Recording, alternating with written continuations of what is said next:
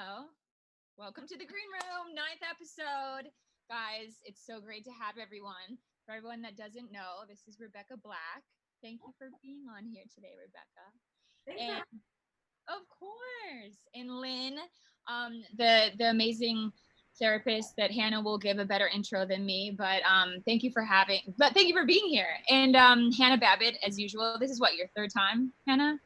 It is my third time, yes. Okay, well, we have good luck here because 3 times 3 is 9. I'm just saying. All right, Hannah, you go ahead with your better intros because you're good at this.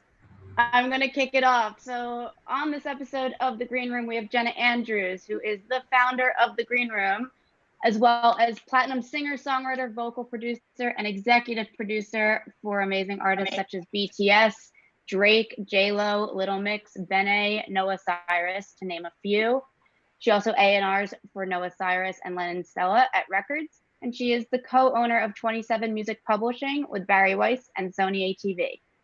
Next up, we have the amazing Rebecca Black, who is a California-based singer, songwriter, and YouTuber who burst into the spotlight through her viral music video with Friday, with also having 2 songs upcoming this Friday.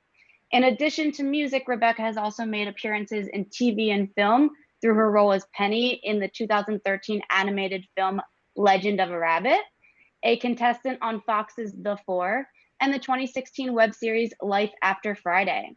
As someone who has had her own experiences related to the topic of bullying, Rebecca has remained a strong advocate against cyberbullying, and we look forward to discussing the issue with her. Next up, we have Dr. Lyn Rowbotham, who has her PhD in psychology and holds a master's degree in clinical psychology with a minor in child development. As a licensed psychotherapist and speaker with over 17 years of experience working in both the private and community settings, Dr. Lyn specializes in the areas of anxiety and depression, addiction and recovery, relationships and communication, as well as treating trauma, including PTSD, single incident, and developmental traumas. Lyn is also a co-founder of Core Advantage, which is a global consulting group that promotes wellness among athletes, executives, and entertainers. Dr. Robotham is proud to be one of the dedicated healthcare professionals providing services through Music Cares Medical Network.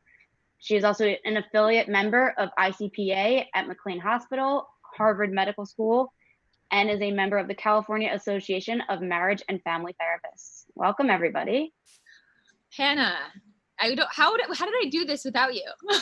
I'm like, you're way too good at this. It actually is like so nice. And speaking of anxiety, it's so nice to have Hannah do this because it's always so hard to talk about yourself, one. You know what I mean? So that's so great. And the way that you talk is so calm and collected, whereas I'm like, so love it. But anyway, for anyone watching, usually I just like to give an intro that like I partnered with the Jed Foundation, which is a nonprofit for mental health for the Green Room, because obviously mental health is something that is very important to me. And I think that, you know, for anybody that again is watching or listening and wants to donate to Jed Foundation, that would be amazing. And we'll leave a link in the chat. And also She Is the Music, which is a nonprofit for, you know, providing support and also just boosting up badass females or any female.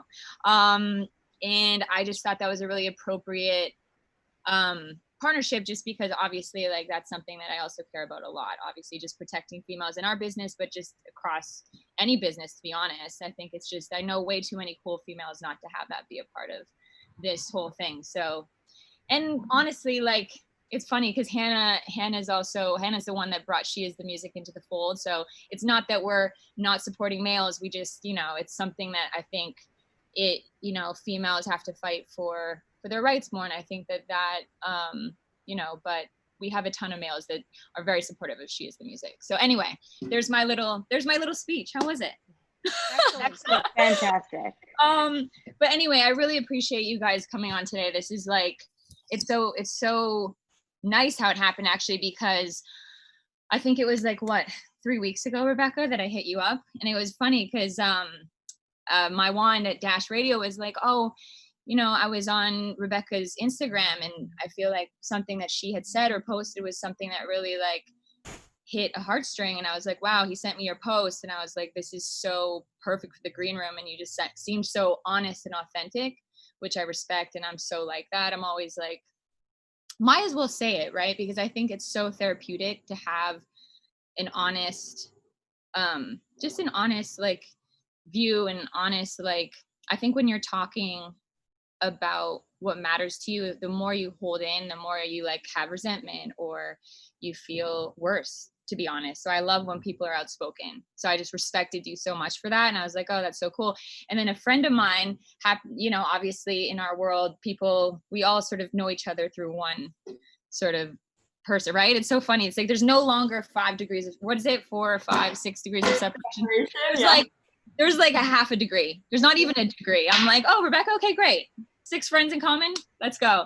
So I just hit one of my friends, and then you were so sweet. You were like, oh my God, of course. And we actually already wrote a song, which is freaking badass. I love it. And so yeah, I'm just so happy that you were able to be here and talk about all your experiences that you've had, obviously, with the subject of bullying. And it's crazy because I've just been having this on my heart for a long time, to do an episode about bullying, just because I was bullied in high school pretty badly. And I feel like, I thought that you, being such a strong person, coming out of your experiences, to be honest, I don't even know that much about it beyond what you talk about on social media and stuff. So that's kind of why I wanted to bring you on here and just see if you had anything that you just kind of shed light on your experience and tell us how you sort of came through it on top and became such a badass from it. I mean, it's a really inspiring story. So I'd love to hear sort of, tell people sort of, I mean, whatever you're comfortable with, but I'd love to just sort of know your story.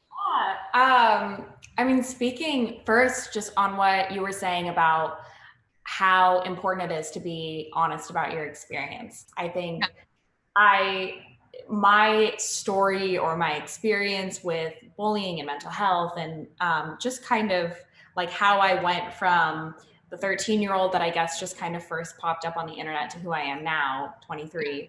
I've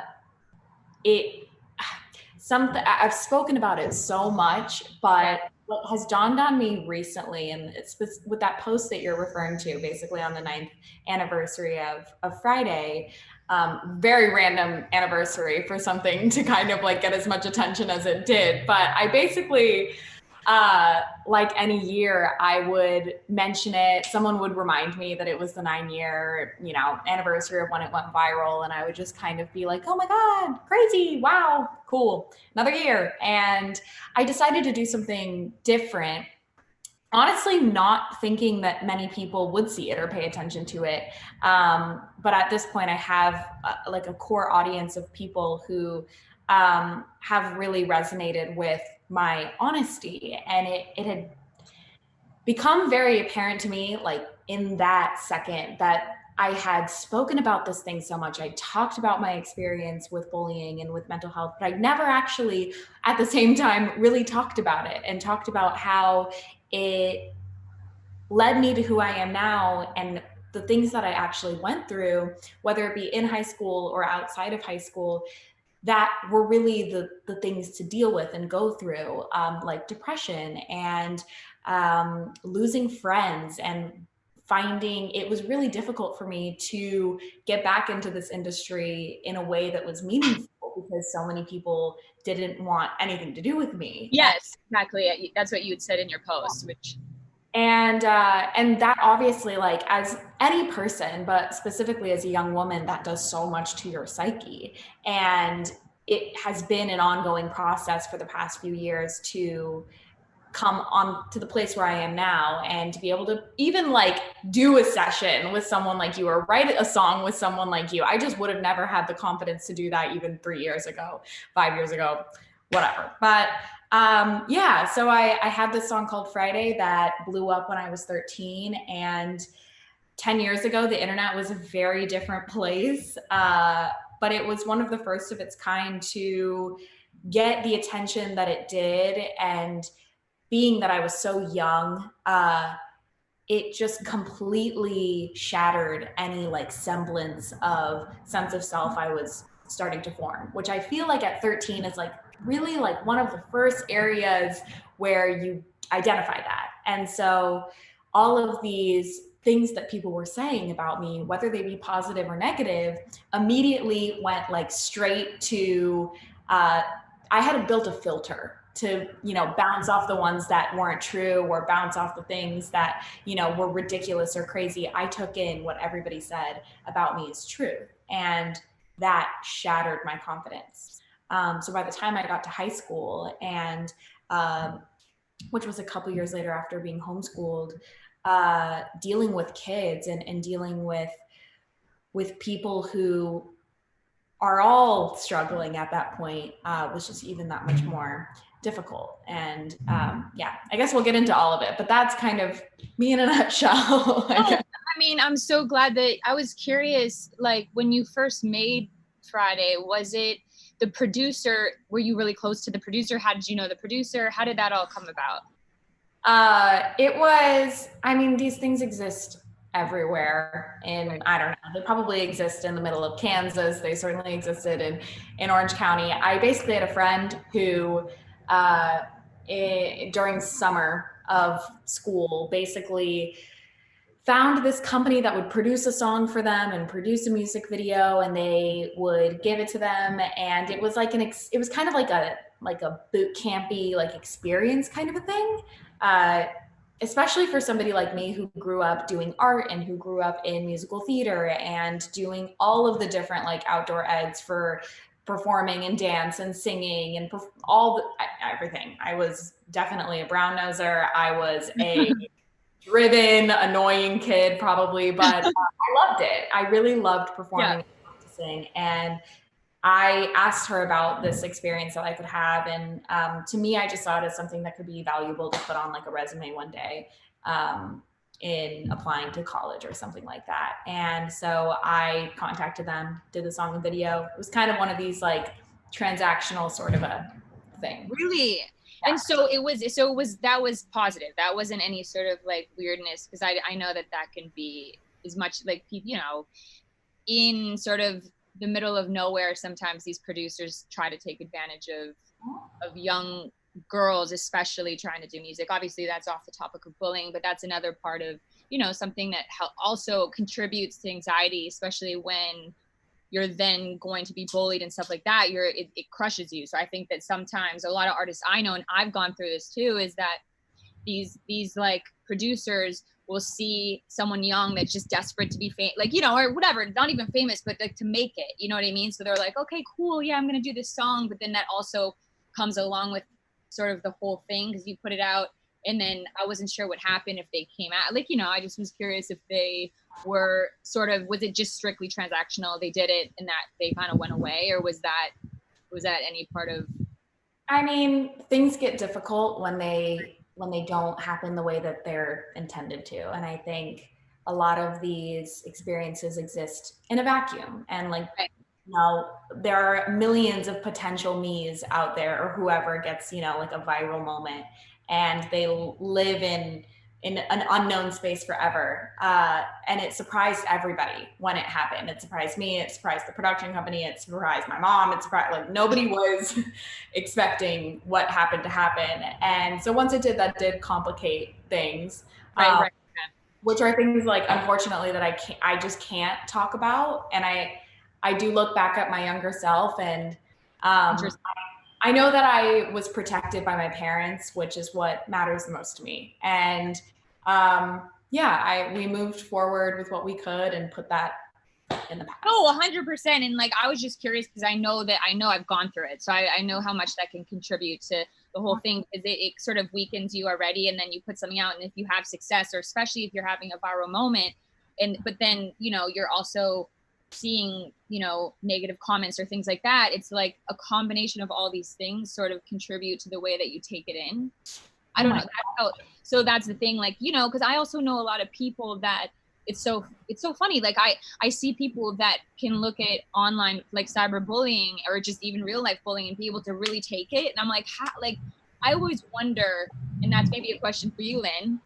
That's actually it. But I think that's a really interesting sort of, I think about that a lot, is like what is it? Because, you know, in our childhood, oftentimes when you go to therapy, they're like, oh, you dig into your childhood and sort of understand why you react to certain things. But I do know, and I like myself have amazing parents. It sounds to me like you do too, Rebecca. So I'm always very curious about like, how did I end up being so anxious and so like receptive to negative comments? Because I think as much as I was bullied in my life, I'm like, why did it affect me so much? Like with Rebecca, like why, how come like she can look like, she looked at that stuff and she was like, this is all true. Some people I know will look at it and be like, fuck off. Like, are you kidding me? You're wrong. Like, I'm a badass bitch or whatever. You know what I mean? It's like, I know a lot of people like that, that feel like all these negative things are wrong. If somebody calls them ugly, untalented, they'll just be like, you're literally wrong. You must be actually psychic or psycho. Whereas is like, I would look at the opposite way and actually think like, oh, they're right. And it sounds like you're like that too, Rebecca. So curious, Lynn, like, what do you think that is? Is that like hereditary, or is that like, I don't know. What do you think? Well, I think that basically we're obviously all individuals. We all have our own sensitivities, our own beliefs about ourselves and the world around us, and everything gets filtered through that. And I think that, it's important not to judge how any of you or any of us respond to anything, because it's just an indication that we all take things very differently. Something that could be really devastating for me to hear might not even be on anybody else's radar. It just means that, we're all very individual and we take it all in different ways. But if I were to like, if we were in a like session, which we are, but if I came to you and I said like I feel that I was raised in such an amazing way, like always reinforced how great I was and all these things, but then the first time being bullied myself, it felt, I can even remember like in elementary school, immediately felt, oh my God, this is true. Like it was not even a question whether or not it wasn't true. It was like, I suck. I'm like, and I remember these feelings from when I was like 6 years old. Like, I don't necessarily remember all of the details, but I do remember how much it hurt me. And as I went on, I experienced a lot of different things that, I can talk about. But the thing is that I always find that interesting. Like, why do you think that I reacted that way when other people I know for a fact wouldn't? And so I'm just like, I'm so curious why, Right. Like, what is that? Like, well, I think, I think it's kind of a complex issue, because it's not just one pat answer for everyone. And I think that also developmentally, it's important, whatever age you are and what you're going through at the time. Like you said, Rebecca, you were young and just trying to figure out, yourself, how you felt about yourself when all that hit. So I think it has a lot of factors: the age, just your nature. Some people, you can have a family with several siblings and they're all going to be somewhat different. They're not, just because they're all raised in the same environment by the same parents in the same family, doesn't mean they're all going to be, exactly the same either. So things are going to hit you differently, if that makes any sense. No, it does. Yeah. And so wait, Rebecca, so when Friday first came out, did it go viral like overnight, or like what was or how long did it take to go viral?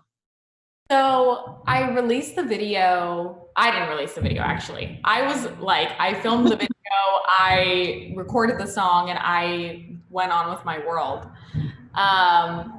And then about a month later, the production company who, did the whole process released it on their channels.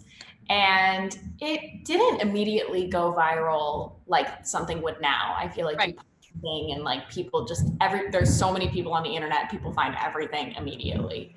It sat around for about a month, and again, in my world, like I wasn't anticipating anything to happen, so it went up, I saw it, and I like was focused on my musical theater production of Oklahoma. I was like doing other things, and then one day, about a month later, it randomly found itself on a blog by this comedian Tosh.0, or Daniel Tosh. Okay. big on Comedy Central at the time for, kind of like, what's the word? Like dishing on things that were a little bit ridiculous or a little bit crazy or finding these weird things on the internet. And that was when it started to change. And from that moment, I mean, it went from, living in this little obscure corner of the internet to, by the end of the month, it had become the fastest video at the time to reach 100 million views. Which was just so unique back then, whereas now it's like BTS gets 100 million views in 24 hours, so it's pretty crazy. I mean, so in like right away, was it more negative or more positive? Like, did you feel like attacked right away in terms of bullying, like, or did you feel excited? Like, what was the initial response when it started going viral? I didn't really understand it at first, but it as soon as I looked at the comments of the video, it was pretty much all negative. Right.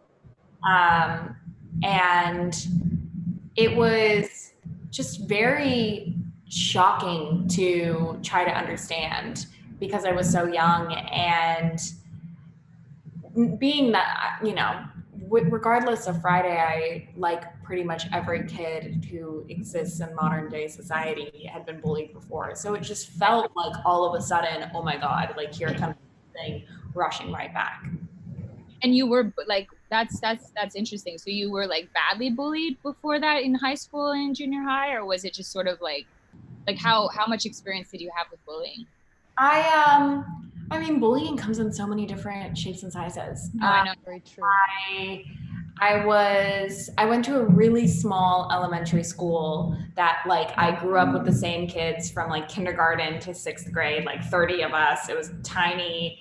And it was just really, it was one of those things where like you were a part of the group one day and you were out of the group the next. And I found myself teetering within that from basically the age of like 5 to 11 or 11 years old, maybe, or 12, until I left. And by the time I transferred schools and kind of went off to middle school, I had gotten past a lot of that, which is why it kind of felt like, I know this feeling. This feels exactly like the way that, this girl treated me in 3rd grade. Wow. So do you feel like when that, I noticed like in the post that I was talking about, you were like, it broke a lot of your confidence in being able to, like you said, I think when we first started this too, is like being able to come to producers that you respect or songwriters that you respect and like be like, I want to work together. Or maybe you experienced them not wanting to work. I feel like you might have said that in the post, but like, did you just have like after that like zero confidence? Like, did you lose that sense of like, was it, how did that feel? It took a long time for me to understand, and it changed, I think, a lot as the years went by. I definitely carry my mom's sense of just kind of like, I'm not going to let them win kind of a thing. And I remember that was what, in the beginning of when all of that happened at 13, I was like, you know what, screw this. Like, I am done being the butt of the joke. I am done being this, even though at the same time, I was still heavily affected by everything going on. That was like the one thing that kept me through, was that resilience-ness. And it's always been there. I think I remember one time a few years ago, someone I was working with saying like, you just always still throw yourself at the wall at the end of the day. And I was like, yeah, I do. And sometimes I really regret it, but I just do it. And I think I for myself and for like that little girl that just loved what she had found. When it came to music, I think I tried to lie to myself for a long time and tell myself like, no, you know what, I can do this, and I don't know, while at the same time feeling so, unconfident. But by the time I grew up and graduated high school and moved out to LA, and I decided I'm really going to figure this out. I'm going to learn how to write music in the way that I want to. I'm going to try to get into rooms with producers and writers and just, you know, get everything sorted. By the time I started getting into room with writers that would work with me, because many people did say no for years, I would get into these rooms and I would be so unconfident within myself that I couldn't say anything. I was silent, and I would let basically somebody else like write a song, meanwhile having an idea but just feeling like, no, that's terrible, or like I can't say that, or they just know what they're doing and I don't. That was when I really started to realize, oh, everything that everybody has said to me over the years has gone straight into my self-esteem and locked it all away, you know? Oh my God. It's so crazy. You said two things. So first of all, I love what you're saying is so crazy, because I feel like, again, this is so relevant to all creatives and honestly all people, but creatives are just so, we're just sensitive. We're very we're empaths, we're emotional. So we take things in a lot deeper than I think people that aren't in the creative field or whatever. But you said the fact that you just keep going at it. And that's the thing. And that's what's so freaking beautiful, because at the end of the day, when you made Friday and when you made the song you made yesterday and the one before, guess what? All of the songs are art. You know what I mean? Like, it's the same thing. And I always say, like, hey, fashion, cooking, all this stuff, you know what? At the end of the day, it's not always going to be good. And you know what? Even if it's not good to someone else, it could be good to you. Like, and that's the thing about art. And I think that's so cool that you said that, because I think that's very important for people to know, and kids growing up in this generation to know, hey, listen, if you put something out and you love it, and you remember what that felt like when you created it, and how much you loved it, and how much it may have rang true to such a specific time in your life, and somebody tries to put you down or make you feel bad about it, I think that fuck them, right? It's like that should, all you should care about is how that made you feel in that moment. And if it was, I think that's something that I constantly try to tell myself when I throw paint against the wall the next time too. So I love that you said that, because I think that's something that all creative people and all people should think about when they're getting down on themselves. And the second thing you said is like the confidence part, because I relate to that as well. Like, it's funny that's why energy is so important, because when you create this amazing energy within people, you're so comfortable. It's like these talks, right? It's like you start and you're like, how's it gonna go? It's like a little more nervous. And then as soon as you get flowing, and then you're like, oh, this is great. And it's like, same with the writing session, right? It's like, if you start and they make you feel good and you're like, oh my God, I'm so comfortable and vulnerable, and I want to tell you my life, and I love you, and let's hang out every day. That's how you make good songs. Not like you walk in a room and everyone's just waiting to judge you. Like, that's when you clam up and you're like, all those memories of everything, all the bad things people said about you come pouring back in, and you're like, and then all of a sudden you're probably not going to do a good job because you're so broken and you're like nervous. So how could you execute?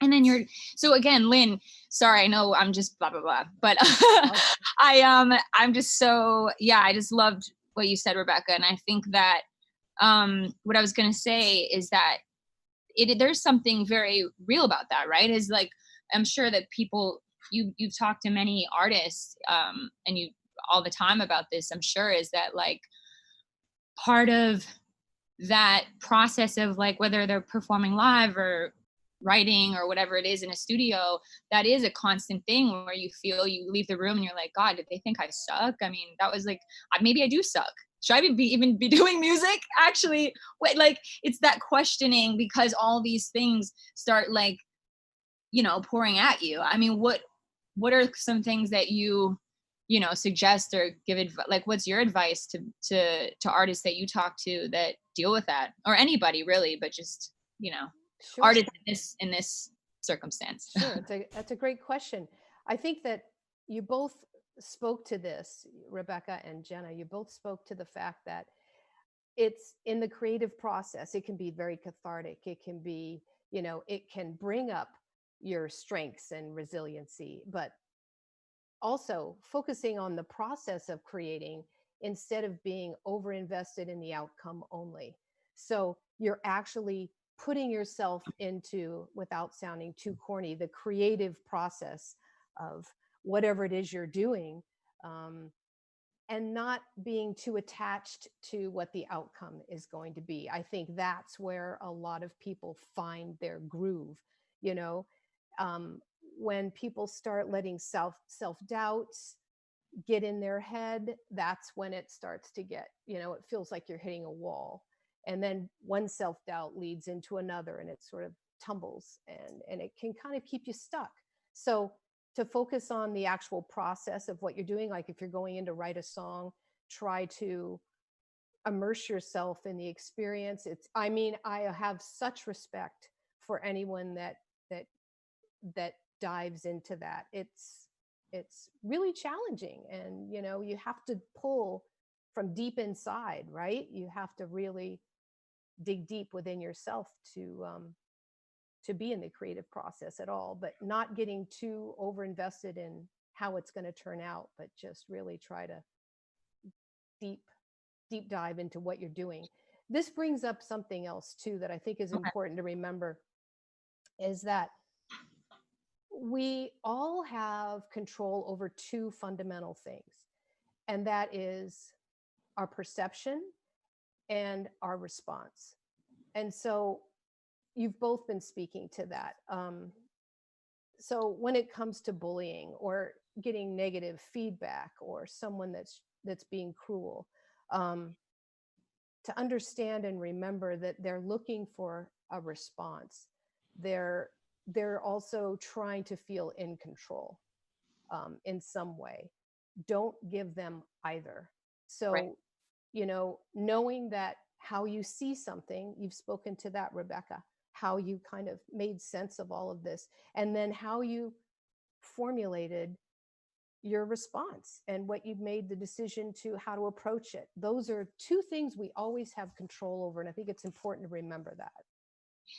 Yeah, it's really, that's exactly right. Is like, and especially speaking that you were 13, you know, and it is so such an impressionable age. Like, you know, again, I completely relate to that. And I think that it's hard to hear these things when you're so young. Like for me personally, like it caused me to have an eating disorder, because like I came into high school and everyone said that I like had a fat ass, and it was like, and honestly, it's so funny now thinking about it, because I was like, oh wait, I actually didn't, and it probably looked like like people probably would have liked it now, but like back then I was so embarrassed, and people would like stick signs on me, and I'd walk through the whole day in school and I wouldn't know it was there, and it was like, oh, there's an elephant in the hall or whatever, these things, and you internalize it to the point where you're like, oh my God, of course I'm an elephant. Like, what else would I, you know what I mean? Like, you wouldn't even think otherwise. So like, I totally understand what you're saying, Rebecca, in terms of that internalization, because you're like, I don't know, it just almost doesn't even, you don't even think otherwise. And that's the thing. And then when you're looking at it from the outside and somebody that's giving advice to someone else, you're like, oh my God, how could you believe that? You know how amazing you are, right? Like, it's funny because I'm looking at you and I'm like, holy crap, like she's so incredible, like everything about you is so amazing. And it's like, if I was looking in from the, like, then if that was you and I'm on the outside looking at it, I'd be like, that's outrageous that you'd believe that. Like, you know, and that's the same thing as like somebody telling me, but you're like, no, you're wrong. Because the one person, do you ever notice that like one person can say something bad and then, or no, sorry, one person could say something bad and you could have like 100 people say something good and you believe the bad. Like you could literally be on the comments, everyone's like, oh my God, you're so great, I love it. And then one person's like, you're the worst thing I've ever heard, or like says something really terrible and you're like, oh, well, of course that's the truth. You know what I mean? And I feel like that's something that, like, how for kids today dealing with that more now, honestly, than ever, like how do you combat that? That's a really tough thing, because now I think for me and Rebecca, we've obviously like been in the industry and we're obviously like fighters, and it's made us more driven. It feels like, right? Just we're like, go, I don't care, I'm gonna keep on painting the canvas. But for kids that are 13 today dealing with it, how do you teach that without life experience? I mean, maybe you can't. I mean, I hope you can, but do you have any tools or anything for kids going through bullying to be able to then take home and practice ways to be able to build self-confidence? And on top of Jenna's question, a quick question I have, and please let us know both, but what is the internal dialogue that you have in your own head? I know big picture we've kind of discussed, but let's say you're being bullied, you have negative opinions from other people. What's the short-term dialogue going on in your head so that you don't carry that onto the next day, next week, next year? Good points. I think that what you're doing right now is perfect example of where people can start, no matter how old they are, is to talk about it, is to find a trusted adult, find a trusted parent, reach out to professional support, speak to a therapist. I think talking about it is a great way to start to unravel this, because holding it inside, it does kind of fester, and it starts to create that inner dialogue that you're talking about, Hannah. You know, the negative, becoming, their voice starts to get in your head and become your internal voice. And you start repeating all these things, and your brain doesn't know the difference between something that's real and something that it just hears a lot, if you can believe that. It's like, if I repeat something negatively to myself enough times, my brain is going to be going, well, that's true. Exactly. Oh my God, it's so true. Like, you know what I said the other day is like, you know, like those days when people are like, oh, when it rains, it pours. You like have one bad thing and then like a million bad things. The reason that happens, it's like the opposite effect of what I always talk about in terms of like the manifestation of like, because the opposite can happen too. It's like for so long, you're like, wow, life is so good. But the second that you identify with that negativity, it just keeps happening because you can't help it. It's like something that our brain is so programmed. Like you can't fake it is what I'm saying. Like if you feel something, you really feel it. Like, and it's almost hard to explain because it's like, it's something that I feel like it's so hard to combat. Like it really is, because if I start to be like, oh my God, like it's really hard to not to spiral. So when you're like making songs or you're creating, for example, and you know that things keep on going wrong, it's almost like, okay, I shouldn't work anymore today. Like that's what I was saying the other day. I was like, you almost have to just be like okay with shutting down for the day, because more likely than not, you probably will just be blocked because you have so much negative energy and it's probably not worth it. And I think, also, I'm sorry, Jenna. No, go ahead. But to tag on to what you just said is that when you have that experience where a lot of negativity shows up in the day, your brain is also, if it locks into a belief like, oh, this whole day is shot, it's just all this, stuff is happening, it's just going to be a bad day, your brain is going to believe that too, and also scan the rest of the day for evidence to support that belief. So it's going to be not looking for the good, it's going to be like, okay, where's the next thing that's going to happen? 100%. And it starts to feel just overwhelming. So Rebecca, what was like the main way that you combated the feeling of when you were like the anxiety from being bullied? Like how did you, like, I know obviously just keep on creating art, but was that it? Was it just creating? Did that help? Like what are some ways that you feel helped you overcome kind of like falling through the dark hole? You know what I mean? Like how? Totally. It's I think the biggest thing that I constantly have to remind myself, and literally last night I was like in the middle of such an intense conversation with somebody I trust, and I was going through it and all of that. I just have to remind myself, like, this is an ever evolving, ever changing process that I will probably work through for the rest of my life, just as we all have. And I think like taking out the idea of like one day my life is going to be perfect. Like one day my life is going to be so good and I am going to feel so confident all the time. That just, I guess the way I kind of see it is like, if life ever got to that place, well, then you've done it. And what's the point in experiencing your days anymore? Like, you have completed your journey. And what makes life so beautiful is the ups, the downs, the process of trying to figure it out, right? And kind of like if it's a video game, it's like, it's no fun if you just learn how to beat the game and then you have to find another game to play. Yes! Oh my God, it's so true. You go through the experiences. And I think the biggest thing, speaking on what Dr. Lynn was talking about, that again, I'm always reminding myself, and I had a big moment last night where I was like, I have to talk about it. The more that I let it internalize in myself, the bigger it gets and the more extreme it gets. And I talk myself into holes. And I have a tendency to not talk about things. So I'm really grateful to have found people who can also help me, you know, when I say something, even if it's a little something or hint to something's going on, they're okay to kind of guide me through it. I think what my first thought is always like, nobody wants to hear me talk about this. It's such a bummer. If I'm having a hard time, I don't want to bring the room down. Yeah. But it's just 90% of the time that's not true. And if you have people in your life that you trust, they are there for you just as you would be there for them. And I know that I'm the first person that if somebody comes to me with something, I am there and I want to help them, you know, just support them in whatever ways that I can. And even being able to get things out and talk things through, all of a sudden, all of the crazy, huge thought process that you have going on in your world. Like for me, it was seeing, you know, the kind of like 10 great comments and the one negative one. And I think I am like reading comments and reading things to the point where like I find the negative things that I'm afraid of are true. Yes. Oh my thing, and I'm like, told you, I knew it all along.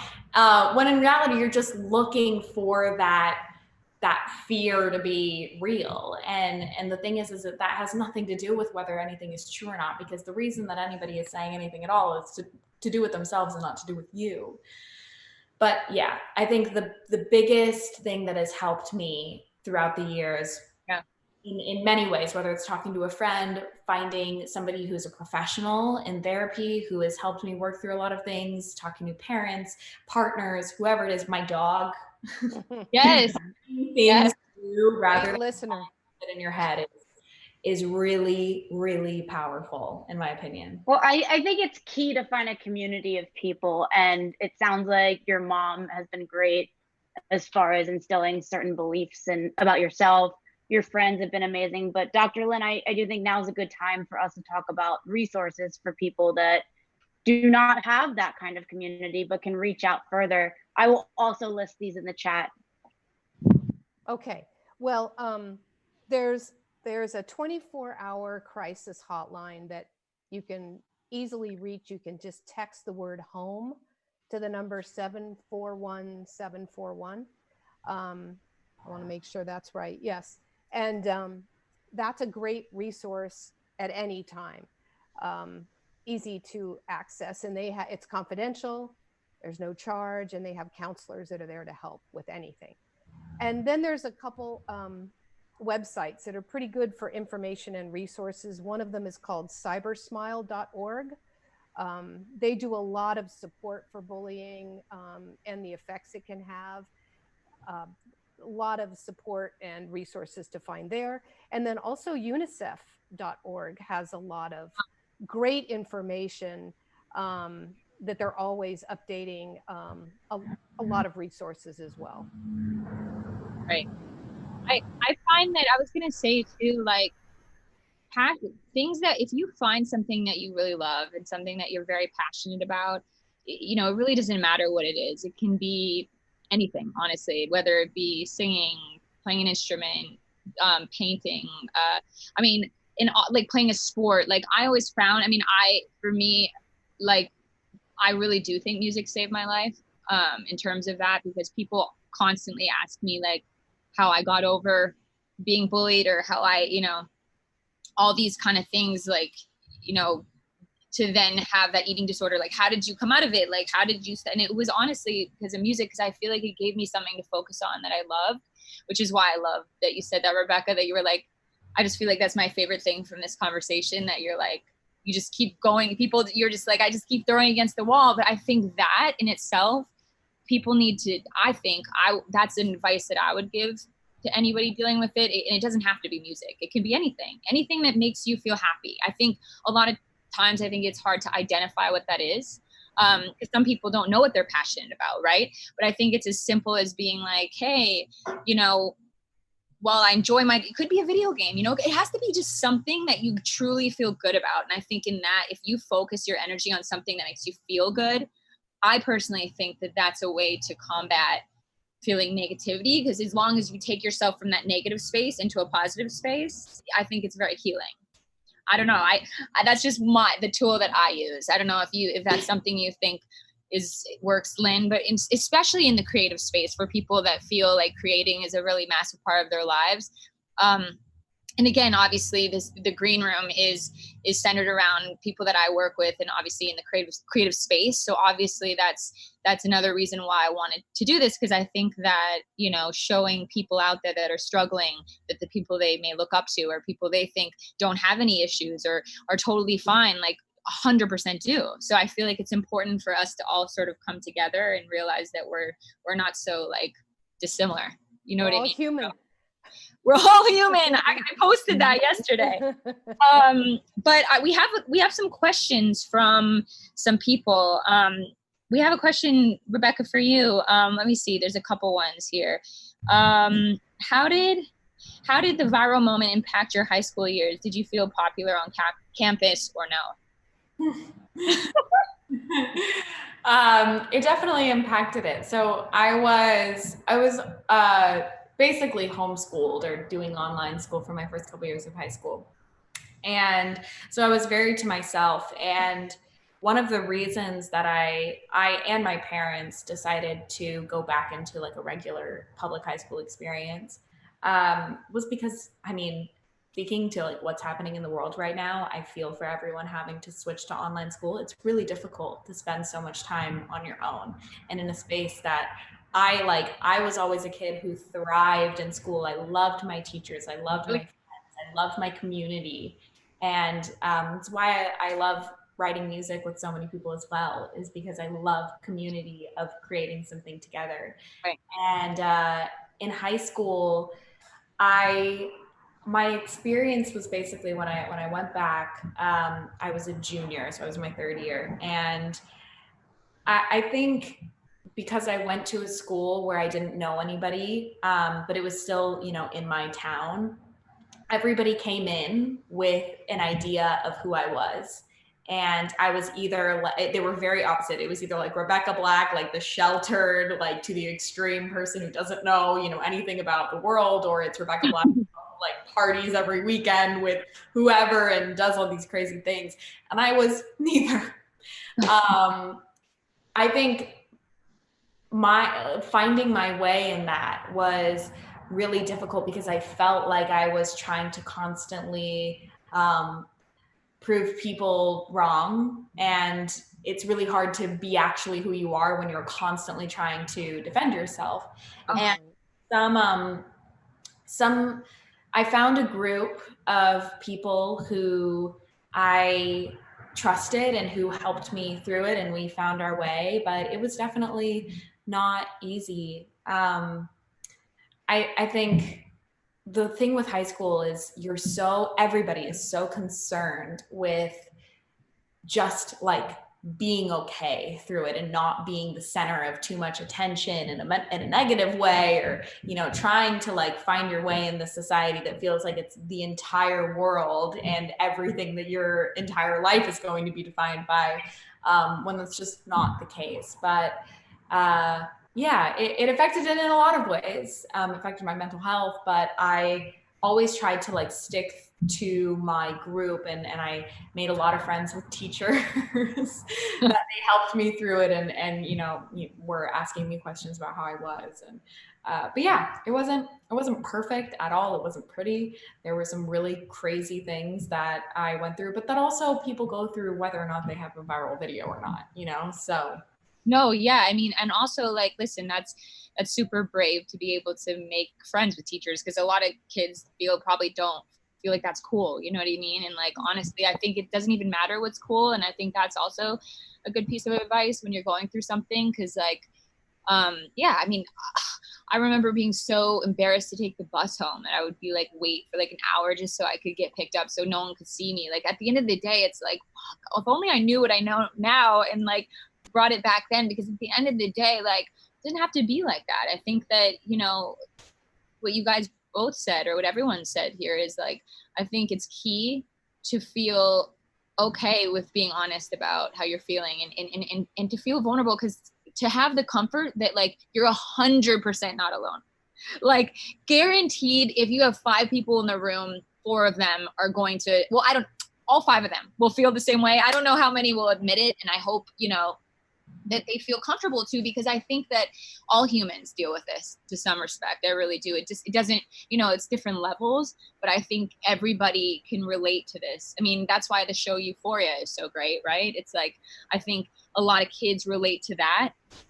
Obviously to the points where, yes, it may be very explicit, but I think in its what it's trying to say, the show, and what it represents in terms of how kids really feel on the inside, I think that's what's good. Because I think at least I think it's good to like not repress certain things. Like I think I'm the kind of person that would want to make, like, to have people be open about what they might be feeling, because maybe that would help them not to get into drugs or not to get into alcohol. You know what I mean? Because I think that's the whole thing that show is because there's so many, like, these kids are like repressing all these feelings, and it's coming out in all these, like, the drugs and all that kind of stuff, where I think now if there was ways that you can combat those feelings without necessarily having to turn to drugs and alcohol, would be ideal. But it's, it's all a process. It's not like an overnight thing, but I wish that there was a way, which is why I kind of feel like this is good to be like, hey, like, let's just like realize that this isn't so unique, honestly. It's something that we all battle. And I think there's a lot of comfort in that. There is. Yeah. People aren't alone. Yeah. And I think that, it's funny that moment when you start to feel like that. And I sometimes have a trick where I'll like take a second and I'll be like, most likely you're feeling this too. Like, when you're like really uncomfortable, or it's like a meeting or like a session or anywhere, let's just say, and you think, oh my God, I'm doing so bad, or I'm so insecure, I feel so shit. If you just take a breath and you think, you know what, they're probably feeling the same way in some other, like, not maybe the exact same way as I am, but they're insecure too. Like, the whole energy is obviously off. So you're not the only one feeling it. As soon as you start think that, and that like they're also on the other side feeling that way, and maybe their insecurity is coming back at you in a way that feels more confident, but they're just as insecure.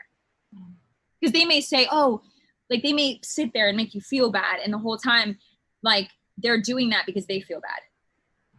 Everybody is just trying to be accepted. That was the biggest thing that I have learned, no matter how cool you are in whatever world or not, which also, that was the biggest thing I learned coming out of high school. It's like, what is cool? If something is cool to you, it's cool, and it's probably uncool to someone else, but whatever everyone else thinks is cool is also probably uncool to other people. 100%. Everybody is trying to just like make it through and figure it out always, no matter how perfect they have it looking on the outside. 100%. So we have a few more questions that have come through, but I want to ask a question, Rebecca. So if you, in your place right now, could go back in time 9 years when Friday was released and give yourself a piece of advice, what would it be? Oh, that's a good one. I would oh my God. I mean, there's so many things that I would say, and I don't know if I would take any of it in, but I would tell myself not to be so hard on myself, because I am figuring it out. And especially the age of like teenagehood and when you're forming into like your young adult self is the time to make mistakes. And you're always okay to make mistakes because it's how you learn. But it's just to not constantly be so judgmental of the things that you do or hard on the way that you did things, or like you're saying, Jenna, like stepping into a room and feeling like, oh my God, I just absolutely blew that. I'm never going to get this opportunity again. That all of that talk is just yourself psyching yourself out. And people probably didn't even notice because they're so concerned with themselves as well. So yeah. By the way, I just have to say, it's kind of cool that we're talking about 9 years later and this is the 9th episode. Just saying. I was like, guys, I mean, there's something special there. So just had to say that. But yeah, Hannah, do you want to ask? There's a couple other questions that I'm seeing here too. Yeah, there's a couple of questions. So Rebecca, looking back, do you regret releasing Friday, or 9 to 10 years later, are you grateful for the attention it brought you? That's an interesting way to put it. Grateful for the attention is hard, because while there is obviously the argument that, you know, I wouldn't be where I am without that, what I'm even more grateful for is I wouldn't be, while that song does not define like my entire life, I would not be the person that I am if I never went through that experience. Right. So I just don't know, you know, being the little kid that I was with all the plans I had about my life, I don't know what that would have actually turned me into. I hope that I would have turned out great, but you know, I am really appreciative for the empathy that I have and the way, what it has taught me about, you know, the way other people deal with things and the way that other people are going through now similar experiences to what I went through, but on a whole other level. You know, you see kids going viral every day and now ending up with a, you know, multi-million-dollar record deal. And I remember how complicated that even just my experience was to deal with as a kid. I hope that kids now have a support system that allows them to experience it as a child, you know. So I don't regret that song, and I never could regret that experience, because I am so grateful for the things that it has taught me more than anything else. Do you think in a way, this is just my question, do you think in a way it's taught you to be a better artist too, just because just with all your experience? It ironically is what made me, while I was already a performer and I loved to sing so much, like you said earlier, Jenna, music was the only thing that was there for me after that experience. In all of my hours alone every day, that is where I found the music that really hit me in a way that nothing else could. Nothing else understood the way that I felt, the way certain songs made me feel. And that was so powerful to me. And it's what has kind of driven my, it's how I found what I wanted to say as an artist, and why, you know, the song that we wrote the other day is so empowering to females. And that is such an important thing to me now. It's so important to me to stand up for people who are kind of easily written off. And that is, again, like who made me the artist that I am, the things that I care about. So I guess kind of. Yeah. Okay. Wait, exactly. Cause I love that you answered it that way. Cause I feel like me being bullied and what I've gone through in my journey has made me 1000% a better artist. I know for a fact I wouldn't be this at all. Sometimes I think like, oh my God, like, I wonder if I was even good, like meaning on paper, like technically, like who knows? Like, I actually don't even know or really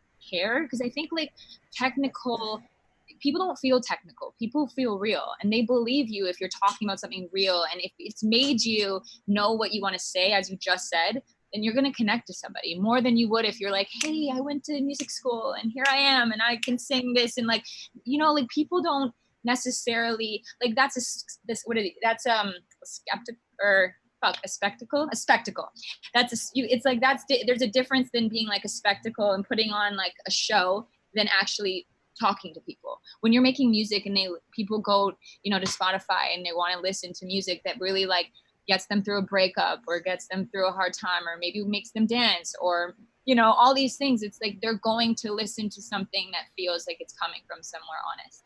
And I think authentic. more experience that you have in this life will bring you better art.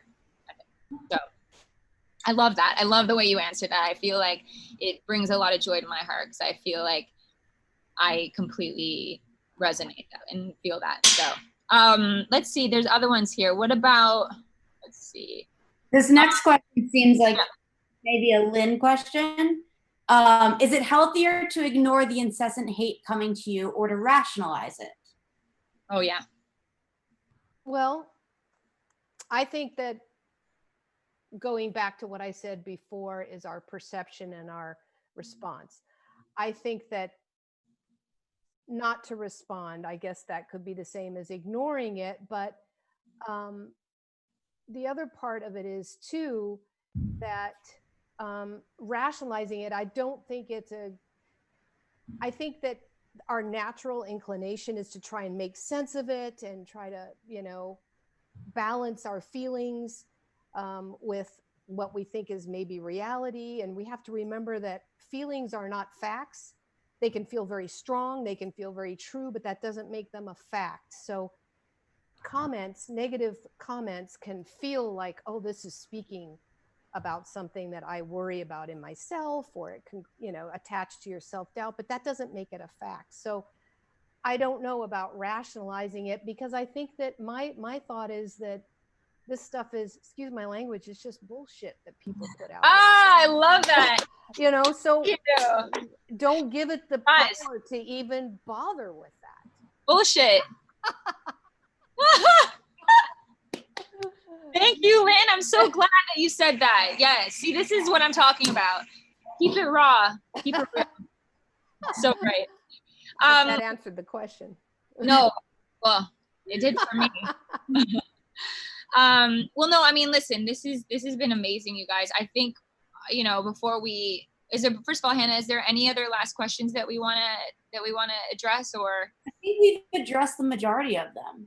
So honestly, what I would love before we jump off, Rebecca, is there anything that you just want to, you know, let people know, or a last sort of, you know, healing piece of advice that you have for people out there, either trying to, you know, have a music career, or also just maybe in high school, just wanting to build confidence? I know we've talked about it, but any other like sliver of advice we want to send out to the world today?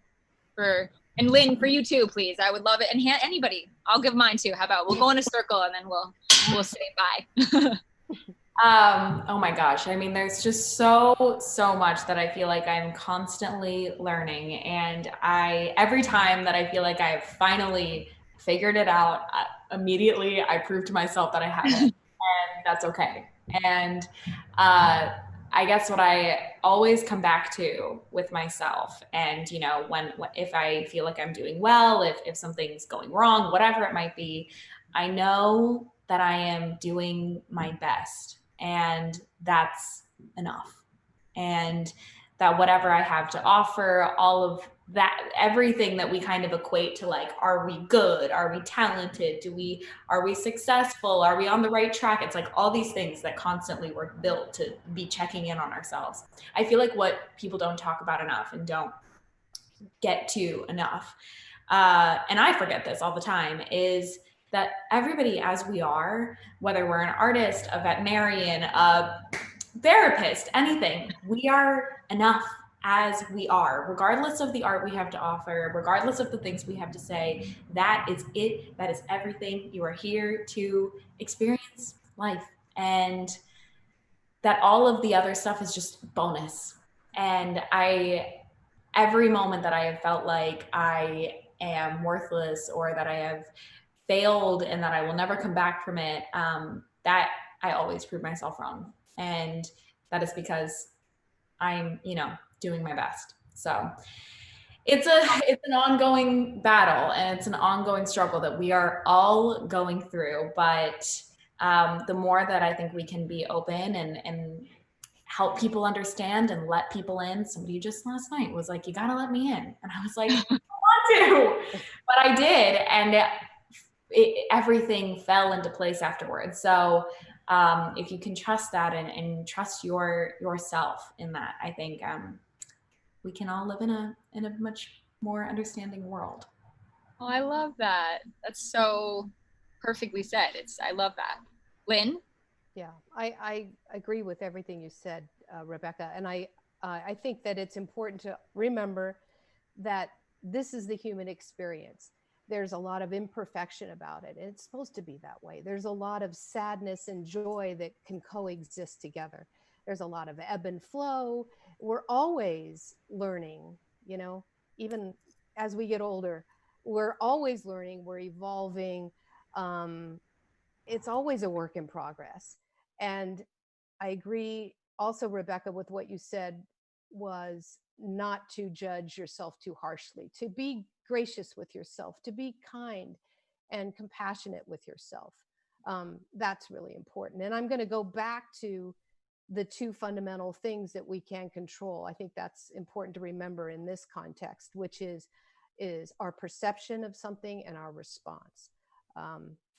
Very key. And I just want to take a second to thank you, Jenna, for inviting me, and thank you, Rebecca, for being, both of you, for being so courageous and supportive of this cause and reaching out to others and talking about it so openly. I have a lot of respect for you both. Thank you. Oh, of course. Thank you, Lynn. Oh, this is so good. I'm like, at one point actually in this conversation, I felt like I was like tearing up.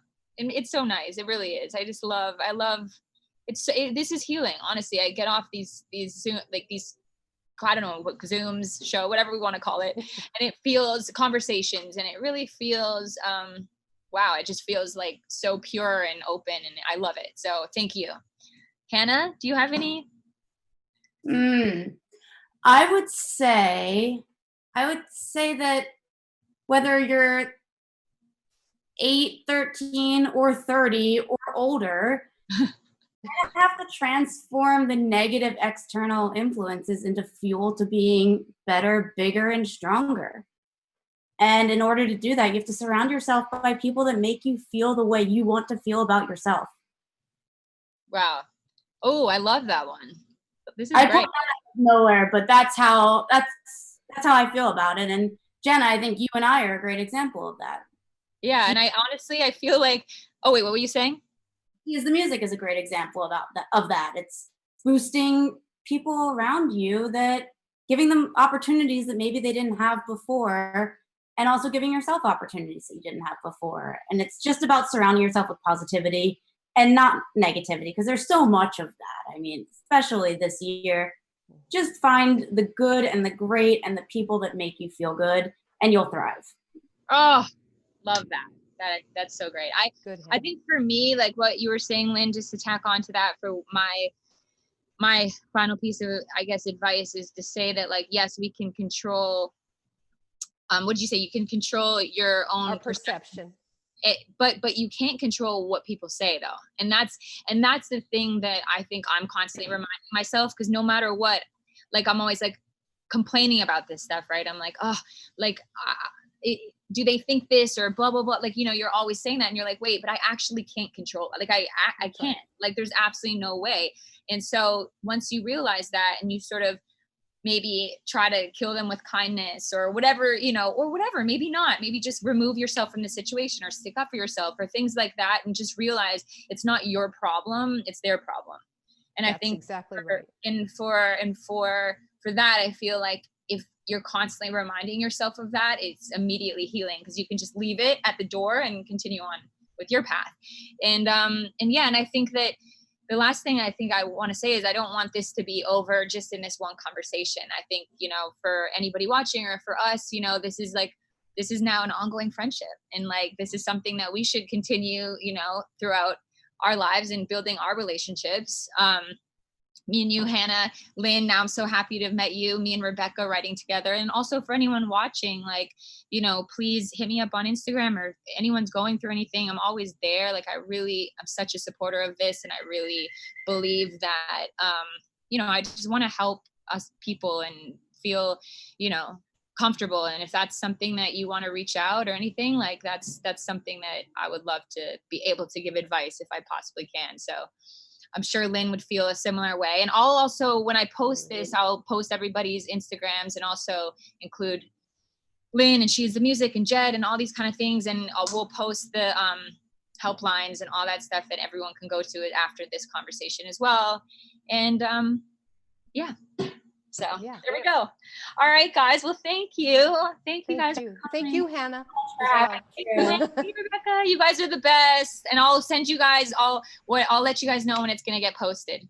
Awesome. Okay, that's great. Thank you so much. Okay. Bye. Bye.